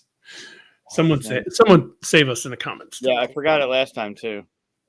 Yeah. Let's see. Meet the Parents. Meet the Parents is on my list. I remember that. Yep. I remember that one being. It was funny when it came out. Yep. Sam Rockwell. You don't think it's funny? Sam Rockwell. Yes, thank you, Eric. You don't think it'd be funny now? I think it's comical. I think I'd be over the jokes. It wouldn't have that shock value because you feel so bad for him with all the shit that's going wrong. Like every turn something happens and you've seen it already. Did you ever see Chocolat? Johnny Depp? Oh yeah, I do remember that one. I really liked that one. I thought it was charming. That was out in 2000? Yeah. I missed that one. Yeah, that was okay. Almost Famous? Almost Famous was good. Yep. I thought it was really good. I think I've only seen it once, and so I don't remember a lot of stuff other than a few scenes. And so whenever I put it on this list, I was like, I can't put it up too far because I don't remember too much about it. I need to watch it again. I remember really liking it, though. Yeah, it was a good one. I can't believe you didn't put High Fidelity on your list. It's got your favorite actor. Yeah, Jack Black. That's why I didn't put it on my list. And I love that movie. He is very Jack Black. He is extremely Jack Black. He is Jack Black prime in that movie. Yeah. I think that's like his first movie, isn't it? He's forgettable. So is he? I think the reason why you don't like him is that he's not forgettable. I want to forget him. I like Jack Black. I think he's funny. Dude, Where's My Car? Moments. Yeah, that was okay, but that was like a one watch, and then it just got right. Yeah, I don't think I've seen it past the one watch, but it was funny and went in places you did not expect it to go. Right? Yes, for sure. It had some funny moments. So the whole tattoos on the back, dude, sweet, or whatever it was. What else? Romeo Must Die. Speaking of Jet Li. Oh yeah, that's I'm surprised. Yeah, that was good. So far there's four you haven't mentioned that are on my list. That's one of them. Romeo Must Die was fantastic. Yeah. Yeah. When I saw that came out that year, I was like, oh, I need to see that again because I only remember certain scenes from it again. Yep. I want to see that. Yep. Speaking that of was Aaliyah. That was just before she died. Really? Aaliyah, I think that's the movie that Aaliyah was in, and she passed away a few years after. No, that was Queen of the Damned, isn't it? She was in that too. Huh. I don't want to look it up because I'm sure. But I thought that was like the first one. I mean, I think that was the last one she was. I could be wrong. I don't remember when that came out though. Wasn't that really a great movie? Unfortunately, No, that might have been her last movie. That might have been because I think she died a couple years after this, but I'm pretty sure she was in Romeo Must Die. I'm not a huge fan of these, but Final Destination came out that year, and I think the first one was okay. Yeah, so that's another one on my list. That it was a fun movie to watch because you're like, there's no way, but that thing had such an impact that I still, when I'm driving down the highway and I'm behind a truck and there's logs or there's I-beams or there's something on a truck, I will move over. I think that's part 2 actually that does that, but still it's it impacted me enough where it alters the way I drive because of that movie. That's funny. I always end up behind trucks that have no tailgate and have not tied anything down. Yep. And I don't know what it is, but I'm just always behind them. And Erin always calls them my friends because I just gravitate to stick behind them. And she's like, get away from it, because she thinks of that as well. Yeah. Yep. Every time, anytime I'm around anything like that, that movie impacted me enough where it has altered my life. Dropping your ring into the sink. Yep. Nice, Wayne. Yeah. That one had an impact for sure. Erin Brockovich is a, it's one that people talk about and stuff. I saw it and I hardly remember it. I know it had a big impact and all that, and that's good. And it talked about someone who was important. It was a real life thing, but it just didn't really hit me. I just put it on the list because it was a big movie. So it was. Oh Brother, We're Out There. I saw Matt mention that one. I'm a big Coen Coen Brothers fan. That one though is so weird. It's only really good if you're a fan of the Odyssey, which I am, and you look at it as being, oh, okay, this is a retelling of the Odyssey, but in this weird hillbilly prison break thing. Yep. It's just so off the wall to me that it's not one of my favorite Coen Brothers ones. No, it's good. It's not up there, but I do love John Turturro and the Coen Brothers. There's definitely some classics in there, but that's lower on the list for sure. The Road to El Dorado. We talked about. Well, we kind of mentioned it and stuff. Made fun of that meme of both. I use both constantly. I used it today, last night. It was a good movie. But Emperor's New Groove is way better. There was a cartoon when I was growing up that was, I can't remember what it's called. Maybe Matt will remember, but it was about a group of explorers looking for the lost golden city, 7 golden cities or something like that. Like the whole cartoon was them going through adventures trying to find this big city of gold kind of thing. And when I saw this as a movie, I thought, oh, cool, they're going to do something like that. It was a little more wacky, not wacky, but it was, Disney cartoon wacky. It wasn't as adventurous as I was hoping it would be, kind of thing. Yeah. So I never really liked it. Mysterious Cities of Gold. Is that what it is? I almost remember like the intro was them on a boat and like it was music playing. It has all its music theme, and they had these necklaces that were like somehow that was going to get them into the City of Gold or lead them there or something. Yeah. I like the whole adventure idea of it. Titan AE is a good one. Yeah, Titan AE. So that one, the reason why it wasn't on my list is, okay, awesome. Thanks, Donnie. The reason why it wasn't on my list is because I'd only seen it once and I don't remember almost any of it. I was like, oh, and went back and watched like little bits of it on YouTube. And I was like, I don't remember this at all. So I need to go back and watch it.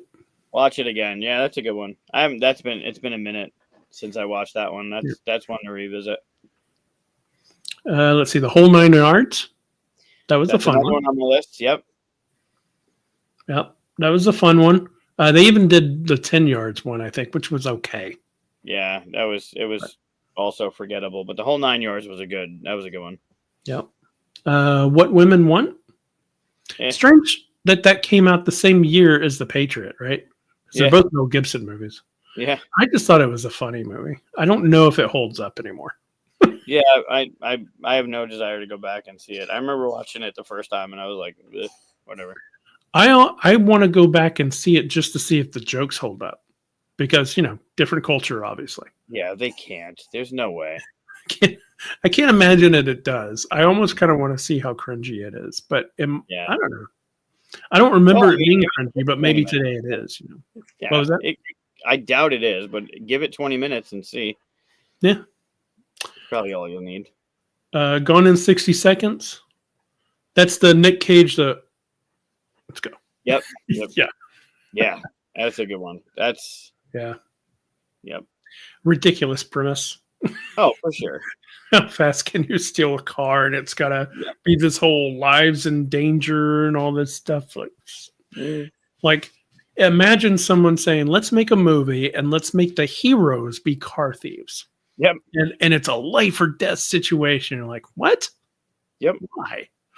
It works though. It's a really fun ride. No pun intended. It is a fun, like, from beginning to end. It is a fun one. What is this one again? Is that a football one or something? Yeah, it's Denzel Washington. Oh, okay. Yep. Also, I might have even seen it. Maybe that's why I know it's a football one. Really good movie. I'm sure it is. Yep. Get Carter is fun. Yeah, Get Carter is okay. Yeah. He's kind of got a show out now that's kind of the same idea, right? Sure. Mm-hmm. Let's see, Reindeer Games. Oh God, no. No? I thought it was a pretty decent movie. It's way down on the list, but Shaft. Yeah. Shaft was fun. Yeah, the remake. Yeah, Shaft was good. There you go. Yeah, it's worth watching if you haven't seen it. And it's a sports movie, so you're not gonna love it for that, but it is a good movie. Like, it's a solid. I mean, there's a lot of sports stuff that I like, but sports movies and shows that I like that, even though I don't like sports. I mean, Ted Lasso, huge fan. Don't care about soccer or football, whatever you want to call it. Speaking of sports movies, The Replacements. I don't think I ever saw it. I think that's 2000, if I remember. I saw Matt mention it. That's Keanu Reeves, Jon Favreau. Huh.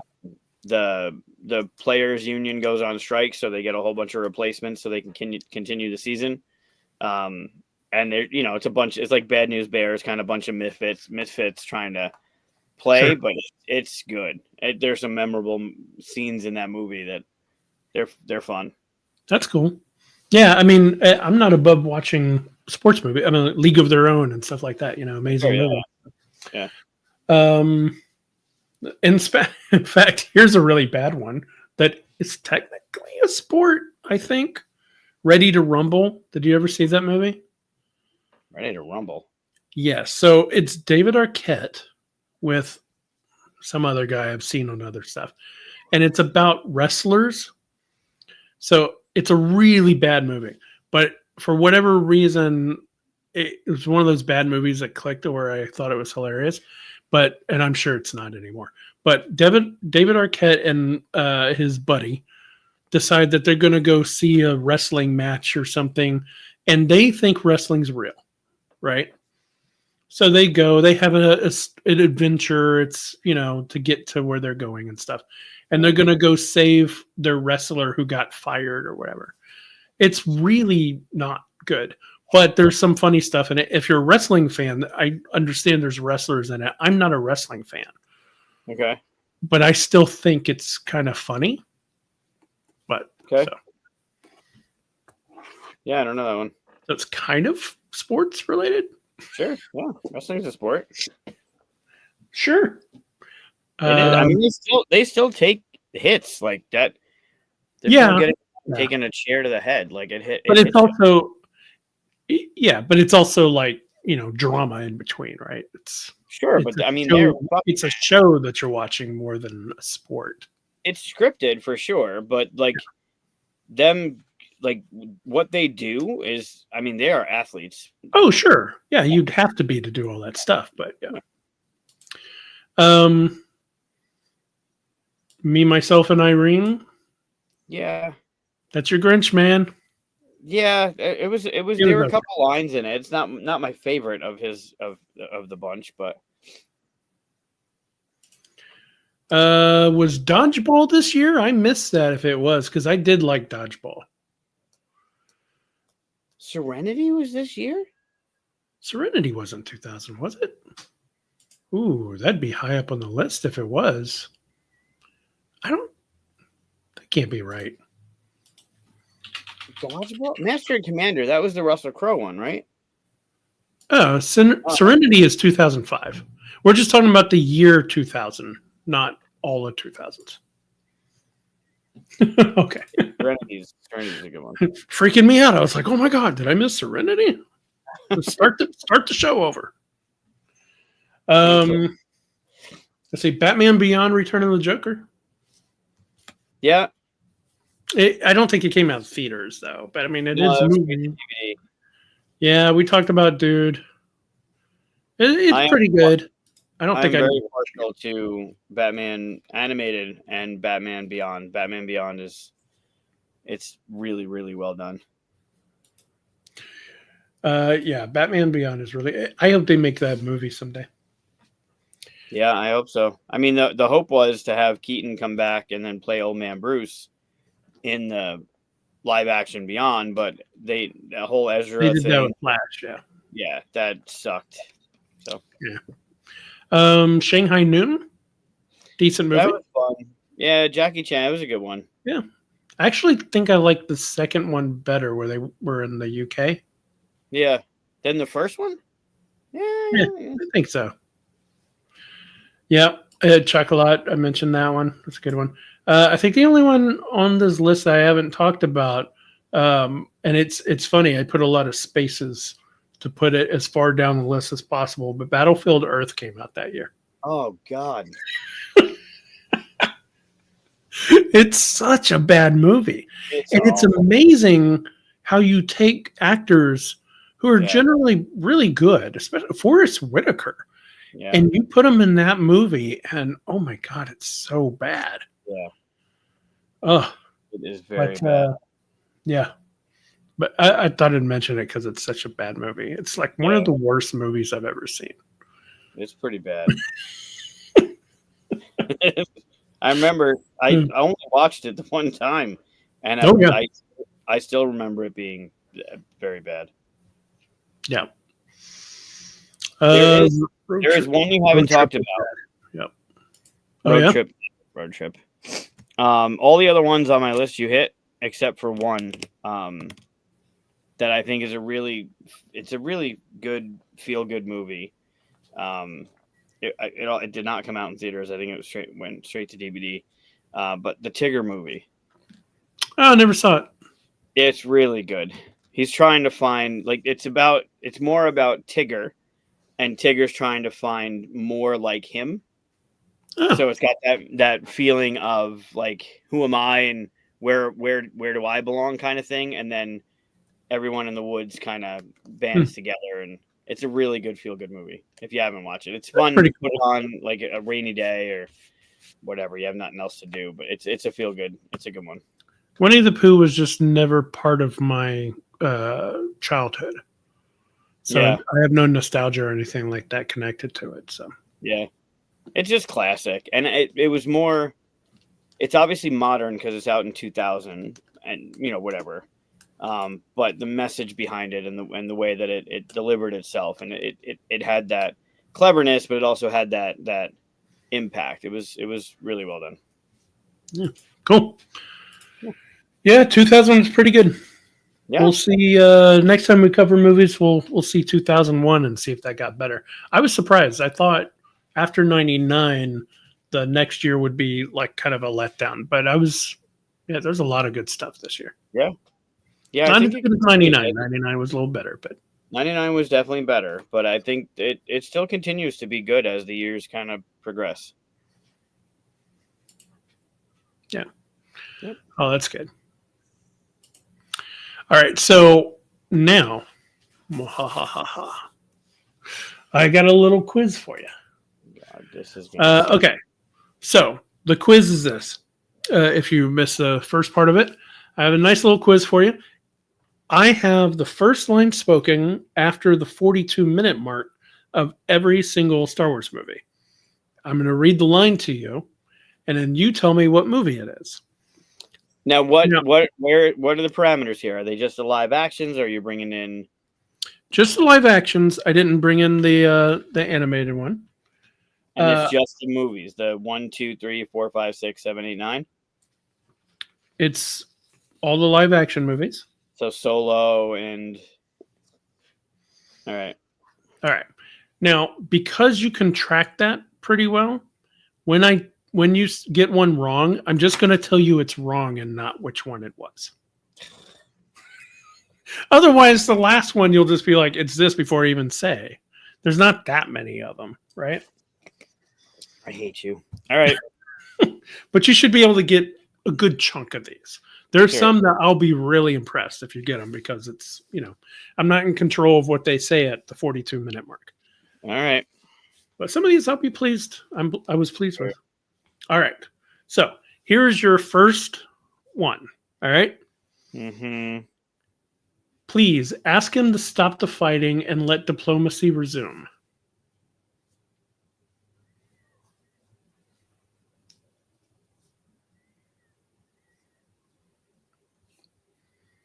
Which Star Wars movie was that?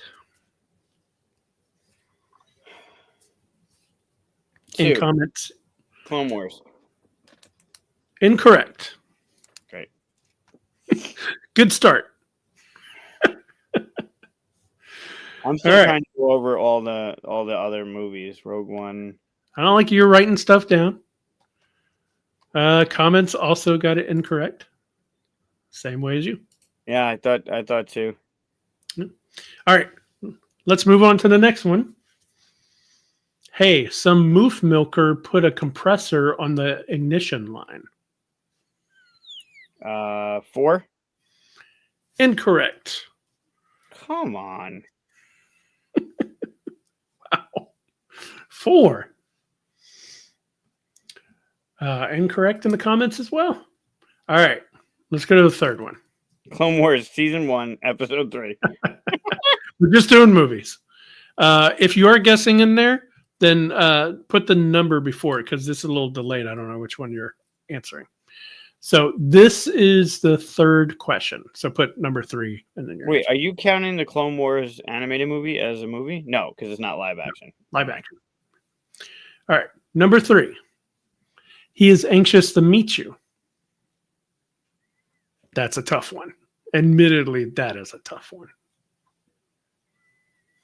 It's a fucking crap Number shoot. 3. Number 3.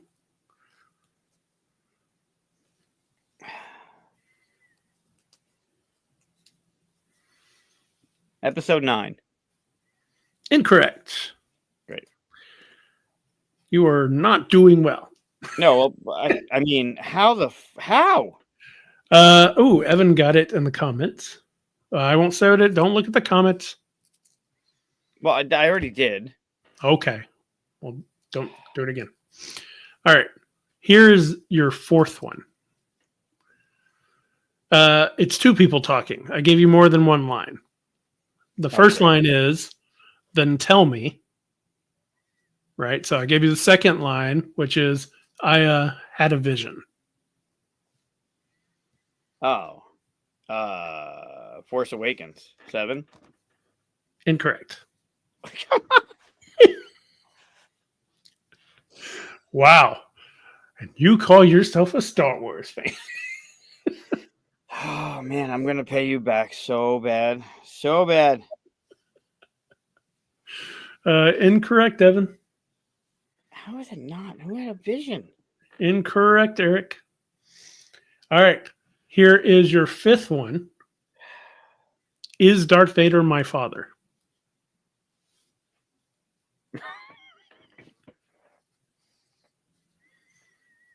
Come on. It's 5 or 6, right?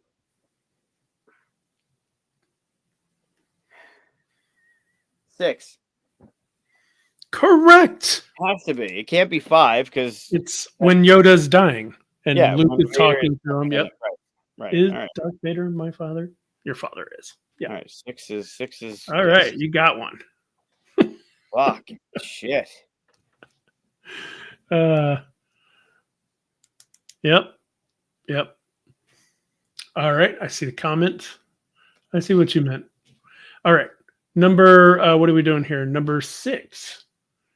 All right. Here it is. No one can kill the Jedi.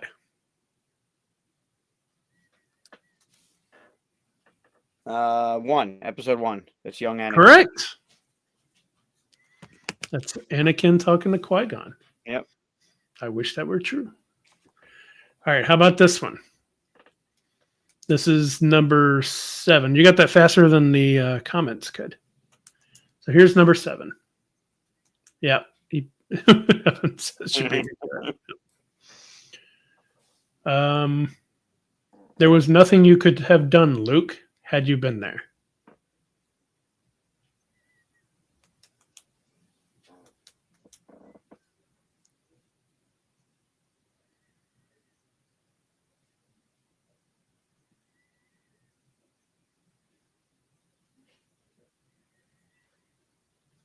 Incorrect in the comments. Incorrect.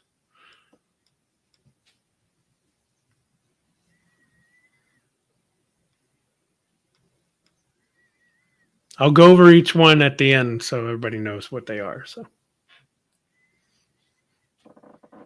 there's nothing you could have done, Luke. I don't like the had you been there. That's the.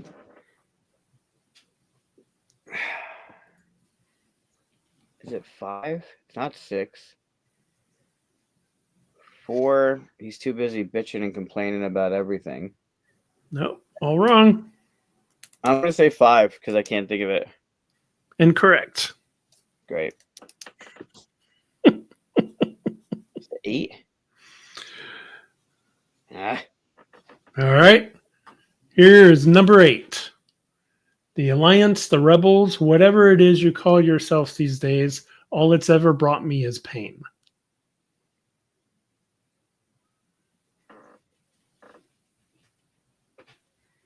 Number 8. Is that 7?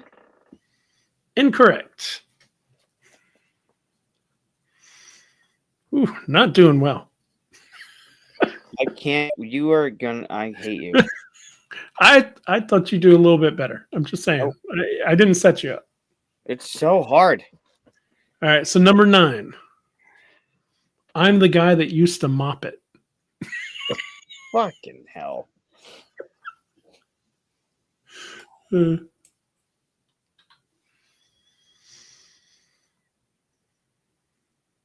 Two. Incorrect. Great. This is great. This is so great. You've gotten 2 correct so far. There's 2 more left. All right, here's number 10. And I didn't see, I mean, the comments aren't doing very well either. They didn't get this one either. Here's number 10. I'll need to check your weapons.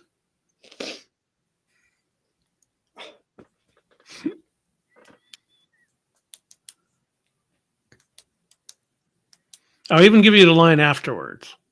No, don't. I don't Okay. need charity, Chris. All right. Also, probably wouldn't fucking help. Yeah. I have to check your weapons. Solo? Correct. Nice. It was a droid Tot Ra telling when they're Han and Beckett Yeah, Huh? they're going in. They're going into that Yeah. thing to go see what's his name. Yeah. into the Crimson Dawn ship. Yep. Good. That's one I did not expect you to get. I really like Solo.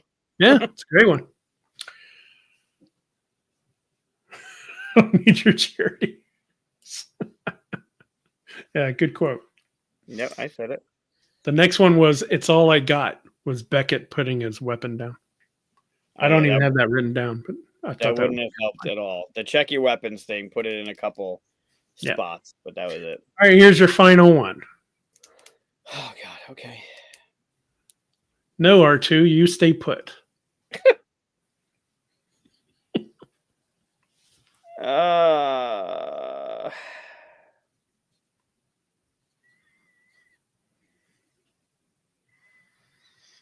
where is he staying?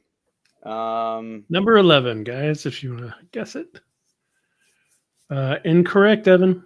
Where is he staying? No, R2, you stay put.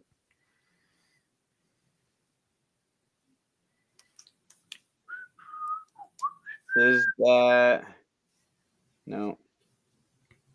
Is that 3? Incorrect. All right, so that's all of them. You got 3 points I did. out of 11. Great. It's as bad as getting 6 out of what I have, 20, 28.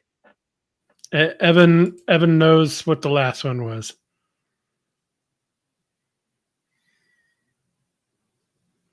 That's from what? It's so let me go through them all. So first one was please ask him to stop the fighting and let diplomacy resume. That's episode 3 where Padme is talking to Anakin, trying to get him to convince the Chancellor to. Oh, all right. Yeah, I knew it was Padme. I just thought it was 2. Yeah, I think everybody in comments did.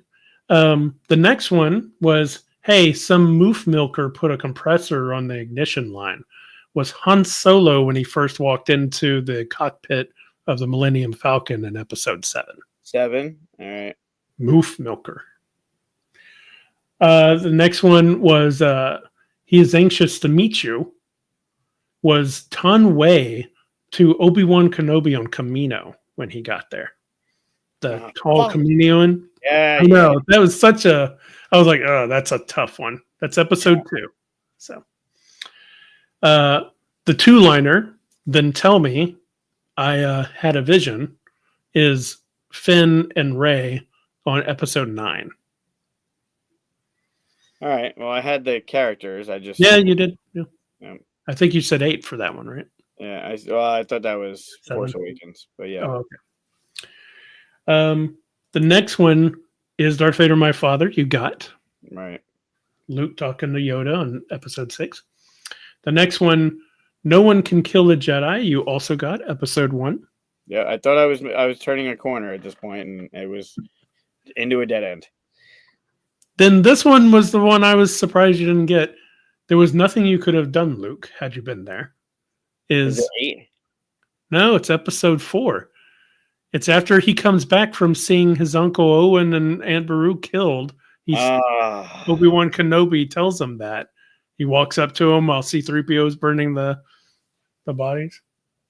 Yeah, you would have been killed too. The next one after that, let's see. The Alliance, the Rebels, whatever it is you call yourself these days, all that's ever brought me is pain. Right. Is Jin talking to Saw Gerrera in Rogue One. Oh, I man. thought it was a pretty good line. But I didn't remember the line when I looked at it. I was like, oh, okay, that's a really good line. Yeah, that's good. The next one, I'm the guy that used to mop it, is Finn talking to Rose on episode 8. He's convincing her that he can get into the ship and do something or whatever. Okay. All Like, right. did you used to work there? And he was like, I'm the guy that used to mop it. And then the next one you got, I'll need to check your weapons. It's from Solo. Yeah. And then the last one that you didn't get is no, R2, you stay put, is whenever he's landed the ship into the swamp in episode 5. And R2's coming out and Luke tells him to stay put. Which, of course, he falls into the swamp. Yeah. Yep. All right. It's tough. These are fun. Yeah, for who? For me. Yeah, good. 3 out of 11. That's still better. There are better percentages than 6 out of 28. Sure. Yeah. Yeah. They're so specific. They're so hard. Yeah, 42 minutes in, sometimes nothing's happening, and then sometimes big stuff is happening, but it's just not a line you're thinking of. But is Darth Vader my father? I thought was like a great, like really at the 42-minute. That's whenever Yoda dies. That's pretty cool. Yeah. But yeah, I probably would have gotten 6, if maybe 7, if it was give me the character that said the line. Oh, sure. I mean, I would have done better.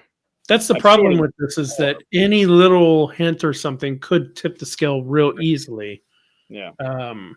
I initially looked at, let me do the first lines, and some of them are so obvious that I was just like, let me do the 42 first. So they're so specific. I also found mistakes. I saw someone like listing what the last line was, and it wasn't the last line. And I was like, oh, that's not true. So you should know. I went and looked these up myself. Each movie, I went to make sure they were correct, because there's a lot of people that get these wrong. I believe it. It's weird. I think my favorite answer from this evening was this. Yeah, I knew you were about to put that Star Trek. I should have slipped the Star Trek one in for you. God, I wouldn't have guessed it. I'd have no idea. Yeah, but it would have been funny. Yeah, sure. For you. Again, for you. I'll get you back. I will get you back. I thought these were mostly gimmies. I mean, you know. They're not gimmies. They're not gimmies. Pick a time in all of them and do them to me. See it's gonna happen. Do 84 or 22 or something. Yeah. Oh yeah, no, it's gonna happen. Cool. Uh-huh. It's kind of fun to do. It's hard to not continue watching too. Yeah. I have an idea. Great.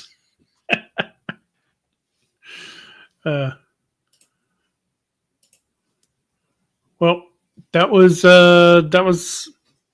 our whole thing, our whole year 2000 talking about next week.